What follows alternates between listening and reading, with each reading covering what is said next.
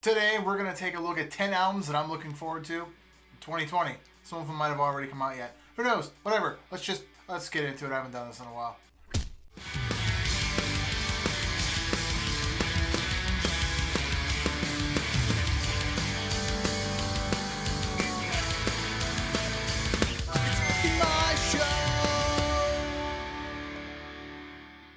Like I said, I haven't done this in a while. It's been like a couple months since I put out that one vlog about me being all sad and stuff. I'm still sad and stuff, but I gotta make videos. Life's gotta move on.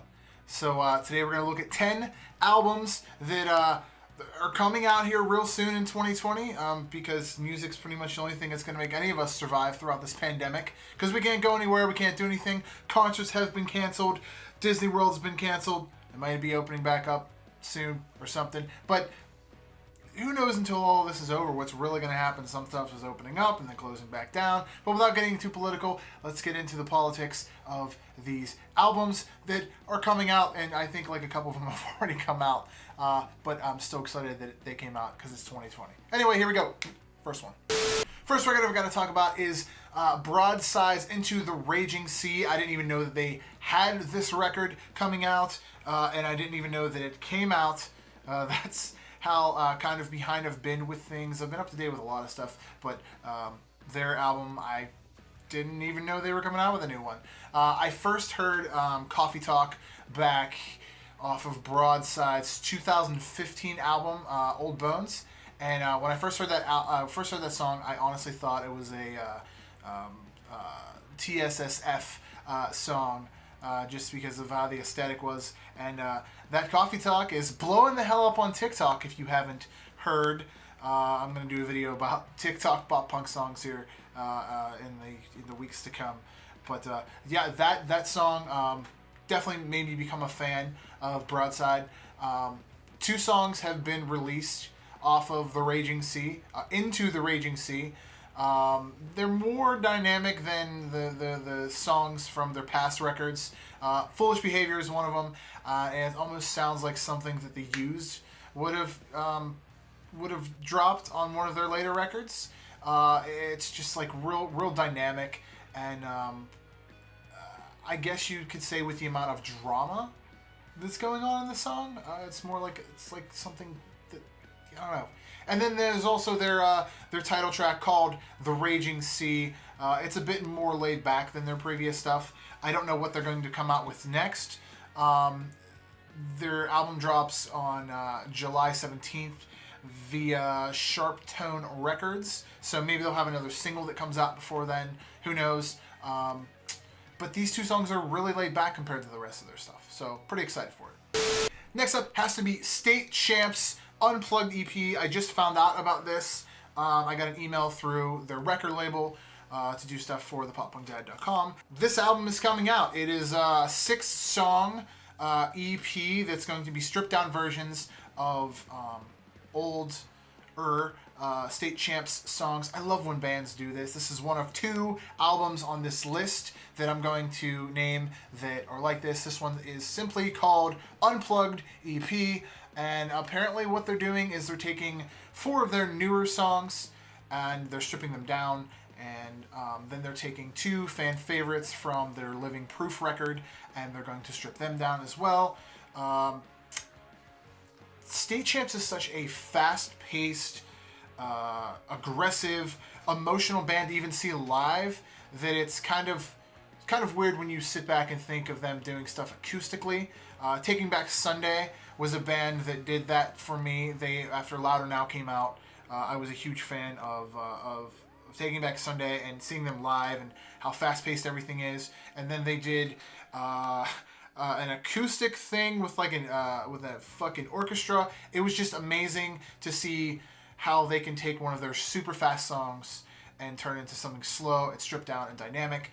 And it's going to be interesting to see what State Champs does with this. By the way, this is going to be out on August 14th via Pure Noise Records. Can't wait to see and listen to this going forward. Next up has to be 4 Year Strong's Brain Pain. This album already came out, but I'm still going to talk about it. I did a review for this as well back when the record dropped in February. I feel like with 4 Year Strong albums, They grow on me with each one that comes out. Brain Pain is definitely no exception to this. It's cliche as hell to say that like a band matures as they get older, but I guess maturity is the best way to describe this record. Their previous self-titled album in 2015 blew my mind, was amazing. I've been a fan of For Your Strong forever,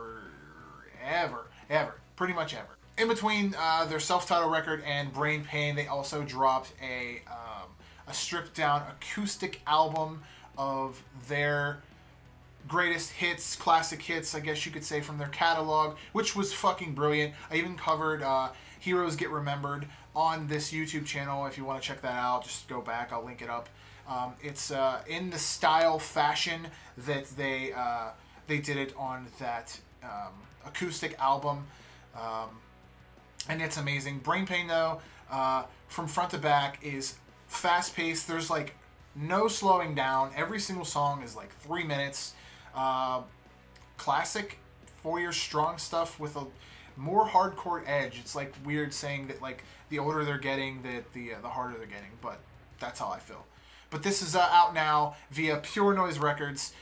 If you want to give them a listen, it's available on all streaming services or buy the album online, whatever you want to do. Next up, most definitely has to be Belmont's Reflections. This is another EP. Ever since I first accidentally heard Overstepping on a shuffled playlist like a year or two ago by Belmont, I've been hooked on the band. I interviewed them on thepoppunkdad.com. I've seen them live and have been following them ever since that faithful moment. Dropped back in March 13th to be exact, of 2020 on Pure Noise Records. Belmont put out a 6-track EP which homed their previous singles, which they just kind of dropped on their own. One was By My Side, and the other one was called Stay Up, which are both amazing songs. And they also dropped a video/single for the song Deadweight off of there, which came out a little less than a month before the EP, so about 3 of those dropped before the actual album came out. It's not a full-fledged record, but it's an incredible EP. It's got all of the bells and whistles of a Belmont album, so they're keeping up that theme to the band. It's nothing new that they're straying away from. If you're into the new wave of pop punk and you're also a metal fan, you're gonna fucking love Belmont, because that's the shit they're about. It's metal beats and stuff with the pop punk aesthetic. A pop punk feel. So give them a listen if you haven't, and definitely give this EP a listen. Reflections. It's out now. The Wonder Years Burst and Decay Volume 2. This is the second acoustic EP thing that I'm talking about on this list. The first one being that of State Champs.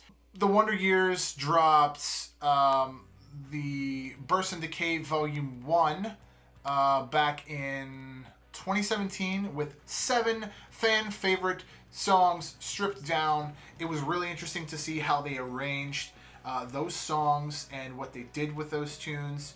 I've always felt that the Wonder Years have been a very dynamic band that can go anywhere. Even listening to lead singer of the band, Soupy, listening to his side project Aaron West in the Roaring Twenties. I mean, he goes from writing really hard, fast pop punk songs and really meaningful, hard pop punk songs to these like almost folk sounding, stripped down tunes that are really fucking sad in Aaron West and the Roaring Twenties, his side project. So just knowing that, I know that this band can go anywhere if they really want to, and that's exactly what they did with Burst and Decay number 2. The band did such an amazing job with number 1. Like I said, they did songs like Dylan to Cave In and They're There, which those songs are good on their own, but then they stripped them down and made them just even that much more dynamic and that much more awesome to listen to. They really went back in their catalog on Burst and Decay 2, releasing songs like Cul-de-sac and Hoodie Weather, and then they also put Passing Through the Screen Door on there, which is a song that they always play live, and a song that's always been a fan favorite of mine. But the album dropped back on Valentine's Day of this year in 2020, so if you want to listen to it, go listen to it. It's out now. It's amazing. Next up has to be New Found Glory's Forever Plus Ever Times Infinity, which should be out by the time this video goes live. I got a pre-listen release thing through the record company. They were nice enough to send me the album in advance, and I listened to it from front to back. A review on the album is going to be on the poppunkdad.com when it drops. I heard all the singles so far off this record before they sent the album out. For me, the record is goofy and funny while serious at the same time. It's really cool that they seem like they took the album back to Sticks and Stones with the raw, stripped down sound that they have in a lot of these songs. Also, since COVID is a thing that happened, the pandemic's a thing that's kind of going on right now, all concert and venues are closed. So the band is also doing, New Found Glory is also doing this 40-song quarantine album release show online where they're playing the album, plus they're playing their greatest hits online for fans. Probably doing a Q&A or something on there if it's Zoom, or I don't even know how they're doing this. But it's going to be awesome. It's pretty cool that they're taking lemons and they're doing cool shit with the lemons, since you can't have concerts right now. It's so terrible. Oh my god, everything got canceled this year. Next up has got to be A Day to Remember's You're Welcome. They just need to stop with this shit already. I'm gonna get there. The album was scheduled to drop back in late 2019 and then got postponed for early 2020, which ended up being February, March. And then there was another announcement that the postponement was going to happen again until June and July. And now it's fucking June. And nobody's heard anything. Nobody's heard anything from the band on when a release date's going to be. So no one really fucking knows. The band dropped a couple singles from this record so far. Their songs are pretty good. The only thing I can say is they're going into a different pop-punk direction on this album. I'm okay with that because I'm pop-punk dad and stuff. But for fans that are into the more hardcore A Day to Remember, they're used to the screaming and the heaviness. They might be disappointed with this record, but who knows? You guys will just have to wait. I don't know when this is going to come out. Rumor had it that they were still into mastering and mixing, and that's why it got postponed. And then another rumor was, and I don't know how true this is, that they didn't like the album art, so they went back and basically got rid of all of that, and now they're starting from fresh with album art, so who knows? There's no release date on this one, but hopefully it doesn't get abandoned and scrapped until 2021. Maybe they'll drop some more songs from it, maybe they'll drop the whole album, maybe we won't even know and they'll just drop it on us overnight. That'd be kind of cool too. Or maybe we'll have to wait till 2021. So let's just wait and see. Next up has to be Machine Gun Kelly's Tickets to My Downfall. I know this is kind of weird to have Machine Gun Kelly on this list, but I'm really, really excited for this record to come out. When I heard Machine Gun Kelly with Youngblood and Travis Barker on I Think I'm Okay back in 2019, like early 2019, I knew that there was going to be potential. A couple months later, MGK announced that he would have a full-fledged pop-punk record dropping in 2020. So far, he's only dropped one single called Bloody Valentine, and then did an acoustic remix, which came out only 4 or 5 weeks ago, and it's already got like 19 million plays. Not even an exaggeration, 19 million plays on YouTube. There's another song that came out that really didn't get a lot of traction. It's called Why Are You Here? Both songs, I believe, have Travis Barker on them playing drums. And just looking at his influences from this record, which he made a playlist underneath of who influenced him on this record on Spotify. Everyone from Paramore and Blink-182 and The Used to The Replacements and Lagwagon are listed on this fucking playlist. It's pretty awesome. You should go listen to it. It's also going to be interesting to see where this goes. Like I said, Bloody Valentine and Why Are You Here both aesthetically sound the same. The release date for this is set for July 17th via Big Boy and Interscope Records. I'm really excited for this album. There's a couple more songs that are going to be on here which feature Youngblood, and then an acoustic version of I Think I'm Okay down at the tail end of the record. So July 17th, we got like a month for this. Another album that I've been hyping up on the poppunkdad.com and I've been highly anticipating is Knuckle Puck's 2020 album. It's going to be 2020, let's say it's 20/20, as in 2020 Vision, I believe it's what they're going for. The first two singles, RSVP and Take You Out, were dropped earlier in 2020, And recently the band dropped a brand new single called Breathe, featuring Derek Sanders of Mayday Parade. That came out just a day or so ago, I think. So they're pulling some guest spots on this record. Maybe they'll have some more. Who knows? Rise Records is dropping this album on September 18th of 2020. So you've got some time for this one to come out. Maybe they'll drop a couple more songs. I don't know the track listing right now, how many songs are going to be on it. So far, I like everything that I hear. Everything has that tight, punchy Knuckle Puck sound that you're so used to hearing if you're a Knuckle Puck fan. But yet you can still tell that they've grown since their Copacetic record that came out. I can't wait for this one though. If you don't believe me, then listen to Breathe and listen to RSVP and take you out. Or, go listen to their whole discography if you're a new fan of them. I suggest listening to all of Copacetic from front to back with headphones.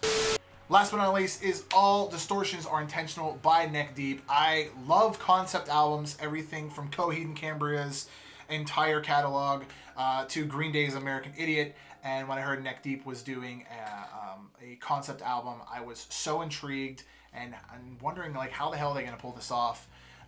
The first song, Low Life, dropped a few months back, and I even tweeted out that I'm obsessed with it. Every time that song's on, I listen to it from front to back, and sometimes skip and listen to it from front to back again. It's such a good fucking song. They dropped 2 more songs since then, When You Know and Fall. Fall they just put a music video out with a bunch of skaters. Bam Margera was in it. It's interesting because all 3 of these songs are like nothing I've ever heard from Neck Deep. Instead of that straightforward pop punk, dare I say, balladness that they're good at doing, if you listen to in comparison, Low Life compared to anything off of the Peace and Panic, it's almost like 2 different bands. Maybe it has a lot to do with brother Seb. Seb Barlow is lead singer Ben Barlow's brother, who has been behind the scenes being the engineer and producer for pretty much all of Neck Deep's records. He's jumped onto this album as their bassist, and he's been helping write a whole lot. Maybe that can explain the new sound, which is amazing. But maybe they're just going for that sound because it's a concept record. Who knows? Either way, all the songs so far of this are incredible. Either way, All Distortions Are Intentional is out July 24th via Hopeless Records. I can't wait for this one. Alright guys, did you like my picks for this list? I know that there's probably a whole lot more shit coming out, stuff that I don't know about, stuff that's way more indie. I have 108 or 9 emails from people right now asking me to do shit with their albums and stuff, so there's probably a lot of stuff buried in the ether because I haven't been really myself and with it for the past couple months. But hopefully this is a sign for me to get back at it. I was really intrigued today and really wanted to get back at this. So hope you like my list. If you know of any other albums that you're excited for that come out in 2020, list them below in the comments and all that stuff. Thanks for being so supportive. Love all you guys. Stay pop punk. Let's roll that outro. Hey guys, we're at that part of the video where you should like and subscribe. And after the video is over, comment on some stuff. What did you like? What did you not like? What should I do next? Something like that. There's more to this channel than just the whole YouTube thing. I post daily blogs on thepoppunkdad.com, which features daily reviews and interviews from awesome bands from around the globe. Head on over to the Pop Punk Dad merch shop where you can find cool things like that right there. It helps the channel out and it lets me know that you love me. I have a weekly podcast called the Pop Punk Dadcast, which is on Spotify, SoundCloud, and iTunes. Please subscribe. And hey, while you're at it, after this video, cruise on around and check out other content that tickles your fancy. Interviews with awesome bands, vlogs, cover songs, and more. You can check out all my socials, my IG, my FB, my Snapchat, and my Twitter at the Pop Punk Dad. And above all else, guys, stay pop punk. Later.